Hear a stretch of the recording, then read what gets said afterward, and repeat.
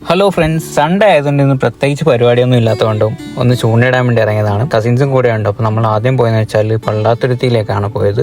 ചുങ്കം പള്ളാത്തുരുത്തിയിൽ നമ്മുടെ പാലസ് റിസോർട്ടിന്റെ വഴിയിലൂടെയാണ് നമ്മളിപ്പോൾ പൊക്കോണ്ടിരിക്കുന്നത്. ഇരു സൈഡിൽ പാടത്തിന്റെ നടുവിലൂടെയുള്ള റോഡിൽ കൂടെയാണ് നമ്മൾ പൊക്കോണ്ടിരിക്കുന്നത്. ഈ ഒരു വഴി പോയി കയറുന്നതെന്ന് വെച്ചാൽ സീറോ ജെട്ടിയുടെ അടുത്തായിട്ടാണ്. നല്ല വിശാലമായിട്ടുള്ള കായലാണ്. അവിടെ ചെന്ന് കഴിഞ്ഞുള്ള ഒരു വൈബ്, ഒരു പ്രത്യേക വൈബ് തന്നെ കേട്ടോ. നല്ല വിശാലമായിട്ട് പരന്ന് കിടക്കുന്ന കായലാണ്. കായലിൽ ഒരുപാട് ഹൗസ് ബോട്ടുകളും മറ്റുള്ള ബോട്ടുകളൊക്കെ പോകുന്നുണ്ടായിരുന്നു.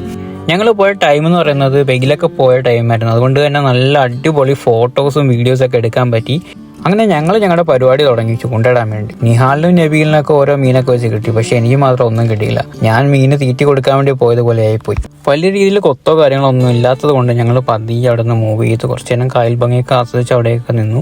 അവിടെ നമ്മൾ നേരെ പോയെന്ന് വെച്ചാൽ ലേക്ക് പാലസ് റിസോർട്ടിന്റെ അങ്ങോട്ടേക്കാണ് പോയത്. അവിടെ കുറച്ച് കാഴ്ചകളൊക്കെ കാണാനുണ്ട്. അങ്ങനെ ഞങ്ങൾ കായലിന്റെ അങ്ങോട്ടേക്ക് പോയി അവിടെ കുറച്ചേരൊക്കെ സ്പെൻഡ് ചെയ്തു. തിരിച്ച് നേരെ ഞങ്ങൾ പോയെന്ന് വെച്ചാൽ കായലിന്റെ സൈഡിൽ കൂടെ നേരെ പള്ളാത്തുരുത്തി പോലീസ് ഔട്ട് പോസ്റ്റിന് അങ്ങോട്ടേക്കാണ് പോയത്. അതൊരു അടിപൊളി റൈഡായിരുന്നു. ആ ഒരു യാത്ര പോയി നിന്നത് രാജായിക്കാട് ടീ ഷോപ്പിലായിരുന്നു. രാജായിക്കാട് ടീ ഷോപ്പ് വളരെ ഫേമസ് ആയിട്ടുള്ളൊരു ടീ ഷോപ്പാണ്. ഇവിടുത്തെ ബീഫും പഴംപൊരിയും വളരെ ഫേമസ് ആണ്. ഞങ്ങളങ്ങനെ അവിടെ നിന്നൊരു ചായയും പഴംപൊരിയൊക്കെ വാങ്ങിച്ച് കഴിച്ചു. അതിനുശേഷം ഞങ്ങൾ നേരെ വീട്ടിലേക്ക് മടങ്ങി.